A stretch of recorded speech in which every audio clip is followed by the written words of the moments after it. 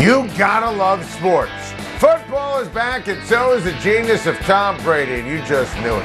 When Greg Zuerlein drilled a 48-yard field goal to give Dallas a 29-28 lead with 1:24 to go, too much time. Tom Brady completed 5 passes, brilliantly managed the clock, and engineered a vintage game-winning fourth-quarter drive with Ryan Succop drilling the field goal for the pulsating win. My goodness, what a sporting event last night. And how about Brady? Wow, are you kidding me? The nuggets of jubilation are on your screen. He's 44 years old, begging father time. And that throw to Chris Godwin on that final drive was absolutely surgical, and that connection with Gronk was special. And Brady was sensational even before the final drive. 32 of 50, 379 yards, 4 touchdowns. The arm strength, the accuracy off the charts. That first half connection with Antonio Brown was amazing. Gronk and Brady looking like they were partying from the New England days. Gronk was just incredible. Godwin put up gigantic numbers, albeit on a night where he had a gruesome fumble and an unfathomable drop, but last night proved the point. The Bucs and Brady will be better this regular season for all the reasons we have previously documented. And last night also proved the point that Dallas is going to win the NFC East going away. A loss is a loss, but as we predicted, Dak was brilliant. He was tough. He was dominant. First game action in 11 months after ankle surgery and after barely throwing this August with the shoulder fatigue. Prescott played like the star that he is, worth every single penny that he rightly received in the offseason.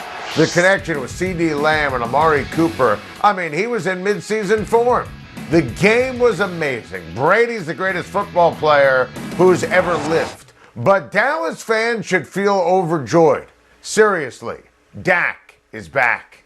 Baker Mayfield is right. The Chiefs are absolutely the gold standard, and Kansas City is certainly loaded and ready for another Super Bowl caliber run. But here's the beauty for the amazing Cleveland Browns fans. You can say literally the exact same thing about the Browns. Heck, it's not hyperbole to say that the Browns roster, pound for pound, is actually better than the Kansas City Chiefs. The key, of course, is Baker Mayfield. The Browns need Baker Mayfield to play like a consistent superstar, something he did in the second half of last season. This is a huge year for Baker. There's pressure and expectation to win, plus pressure of getting a megabuck contract.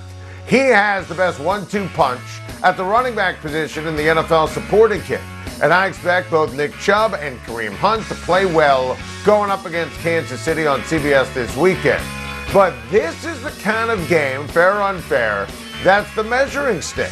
Can Baker Mayfield beat Patrick Mahomes? I know a lot of people like to say you don't play against the opposition's quarterback. I think that's garbage. I vehemently disagree, and I've talked to my guy Aaron Rodgers about that. You know that there are teams and quarterbacks that you have to outscore in order to win. There's extra pressure. I love Cleveland's team, but I like Kansas City more, both on Sunday on CBS and this season because of the quarterback. I love Patrick Mahomes. I only like Baker Mayfield. I expect the Chiefs to win by 7 to 10 points on Sunday in a phenomenal football game. Hey, Baker, prove me wrong. Love or loathe, Andy Dalton making his Bears debut. Loathe, despise, I'm livid. I can't believe we are not treated to my guy Justin Fields. Andy Dalton is the worst. Andy Dalton should not be the starting quarterback for Chicago. Clearly it should be Justin Fields, the first-round pick, who is ready to rock and roll after a stellar career at Ohio State. And, oh, by the way, then there's this. Andy Dalton, it's fright night in prime time. He's lost 8 of his last 9. He's 6-17. Doesn't even complete 60% of his passes. NBC should put a V-chip warning on this game because they're going to scare the kids. This is brutal. Can you imagine being in that Rams meeting room on defense? I mean, Aaron Donald must be pausing the tape and just cracking up laughing, looking at the Chicago offensive line and Andy Dalton. This is going to be a hot mess, as per usual, whenever you have somebody like Andy Dalton on national TV in that window of exclusivity. Can you imagine if it was Fields? Fields taking advantage of Robinson and Mooney and Montgomery and Cole Kmet. I mean, there's talent for Chicago. The Bears are as clueless as the day is long. Andy Dalton. I mean, Matt Nagy says we have to see Andy Dalton in the regular season. No, actually we don't. We know how this movie ends. We've seen it before. This is where hope goes to die. Carson Wentz set to make his Colts debut. Love or loathe, Wentz playing well against the Seattle Seahawks. Loathe. And you know I loved the trade. And I love, in theory, the Carson Wentz and Frank Reich marriage and reunion from their Philly days. But Carson Wentz, and he's going to start, he's coming off of foot surgery. He barely practiced in August.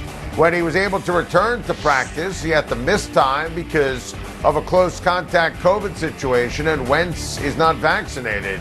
And look, Carson Wentz last year, he was the single worst quarterback in the National Football League. Now, I expect him to be much better, but, you know, new offense, new teammates. Indianapolis has some other injuries and issues when you look at the offense. T.Y. Hilton, that's obviously a big deal, and Seattle is a really strong team. So Indianapolis, I think, is going to be behind the eight ball, and I was so fired up when the Colts got Carson Wentz. All the good vibes out the window. No team in the NFL had a worse month of August than the Indianapolis Colts. Man, I want to be fired up for Wentz on Sunday. Based upon the month of August, I can't be.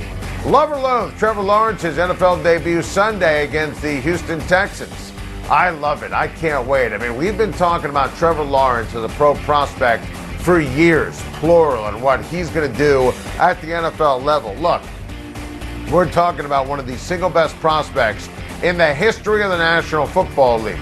Trevor Lawrence is going to dominate. Now, there are going to be ups and downs in his rookie season, but he was amazing in the preseason, and the Texans stink. They are clearly roster number 32 out of 32. The Texans are atrocious, and I do wish that Travis Etienne, obviously the talented running back, wish that he was going to be there, but he's done for the season. But I think Urban Meyer and Trevor Lawrence, they have the gift of the schedule against Houston. You know, I think that Lawrence, I mean, he's built for this. He's got a good rapport with his receivers, solid group of receivers, good relationship with Chenault in the preseason. I think Trevor Lawrence is going to have a smashing, successful debut, and I can't wait to see it on CBS. Matthew Stafford is ready to go. And like a highly anticipated Hollywood blockbuster, the hype is real and warranted. And if it feels like we've been talking about and talking up this debut forever, well, we have. Remember, the deal was agreed upon before the Chiefs and the Buccaneers kicked off for Super Bowl 55. And I didn't remotely hesitate to predict that Stafford would lead the Rams to Super Bowl 56. He's a star. I don't want to hear he hasn't won a playoff game. He's been playing his entire career for the rebuilding since 1957 Detroit Lions. Now he has a real organization supporting him with real structure and depth and gobs of talent around him. It's fitting that Sean McVay gets to show off his new toy in primetime. Sean McVay is an unreal head coach, a brilliant offensive mind. This has 5 touchdown passes from Matthew Stafford written all over it. He's going to terrorize the Chicago Bears. Stafford is going to sizzle and shine in the gorgeous and glitzy new stadium in Los Angeles. Step one of many before he leads the Rams to the LA Super Bowl. No offensive pass interference called on Chris Godwin last night. Love or loathe? Loathe. That was a clear push-off. That, to me, honestly, was a blown call and not even close to being up for debate. I mean, come on, look at Godwin. And there's a brilliant throw by Brady. But clearly, look at that left arm. He shoved the DB down. I don't even know how you can argue against that. I mean, that is textbook OPI. That is a terrible non-call. Awful job by the officials. And look, the reason why we didn't lead the show with it is because chances are you were going to see Tom Brady find a way to make another throw and win the game. So it's tough to go too bonkers, but if I'm a fan of the Dallas Cowboys, I would be sick to my stomach. Amazing game. The ratings were off the charts. The buzz through the roof. You hate to see the officials involved late, but that was a terrible non-call. Clearly a penalty on Chris Godwin. Thank you for watching. Please like and subscribe, and don't forget to hit the bell for more videos.